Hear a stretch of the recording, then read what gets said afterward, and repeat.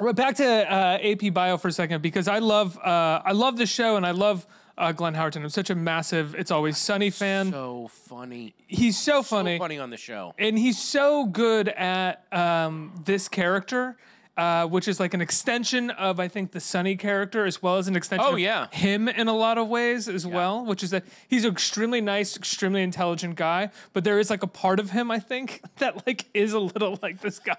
I don't, you know, I've worked with him now 2 seasons, and I think that the Dennis character is his way of expressing and making fun of actual horrible people that I think he has met and in his life, because Dennis, I read this really interesting essay where It's Always Sunny in Philadelphia, which is a very funny, brilliant show, but it's a goofy half-hour comedy, has one of the most realistic portrayals of the psychopathic personality in Dennis. Like, it actually is a clinically correct portrayal of a psychopath in action.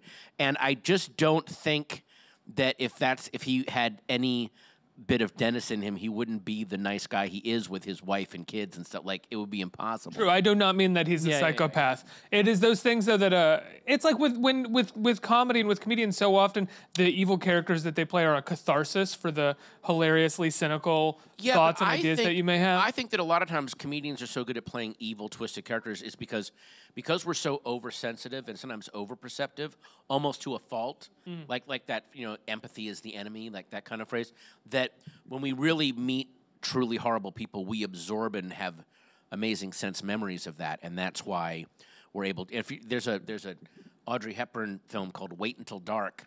Alan Arkin plays one of the scariest characters in cinema history, this guy Harry Rote Jr., who's just and it's Alan Arkin. You think of this cuddly, fun, you know, comedian, and it's the one true villain that he played, and he's terrifying. And I got to meet him, and I'm like, "You're so scary in the movie. How did you do that?" He goes, "That was Del Close's, the guy that ran the Second City.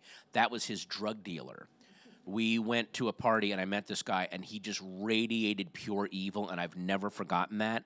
So when I played the role, that's how I played it, because he couldn't kick that sense memory of meeting just this pure beam of darkness." Yeah, that's true. I feel that is true, though, that comedians do kind of, I don't want to generalize, especially in regards to comedians. I feel like they're always generalized in this kind of like, they love darkness. Right. But I do feel like if you are an observant person and you are attracted to jokes, you're attracted to extremes. And the negative people and the negative, embarrassing moments of your life are those extremes. I don't think it's that comedians are dark. I think that comedians, a lot of them have a lethal inability to let stuff roll off of them. Now, that's where a lot of great comedy comes from, because you dwell on things, but the price is that that stuff can really stick with you in some bad ways. Yeah.